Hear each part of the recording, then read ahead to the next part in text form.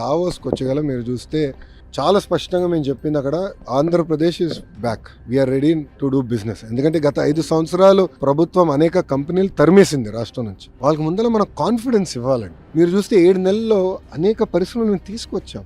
Arcelor Mittal కానీ, NTPC green కానీ, renewable energy కానీ, ఎల్జీ ఎలక్ట్రానిక్స్ కానీ, ఇప్పుడు కాగ్నిజెంట్ కూడా త్వరలో అనౌన్స్మెంట్ చేస్తాం. కల్స్కట్గా ఇట్లా అనేక పరిశ్రమలను గ్రౌండ్ చేస్తున్నాం. సో డావోస్లో చాలా స్పష్టంగా we are ready to do business, Andhra Pradesh is back అని చాలా క్లియర్గా మేము చెప్తాం జరిగింది. సో దాంట్లో భాగంగా మేము అనేక డిస్కషన్స్ చేసాం. వచ్చే 12 నెలల్లో మీరు చూస్తారు కదా, ఒక్కొక్కటి సీట్ చేసుకుంటాం మేము వెళ్తాం. వాట్సాప్ గవర్నెన్స్కి వచ్చేగల గౌరవ మంత్రి గారు అద్భుతమైన సూచన ఇచ్చారు.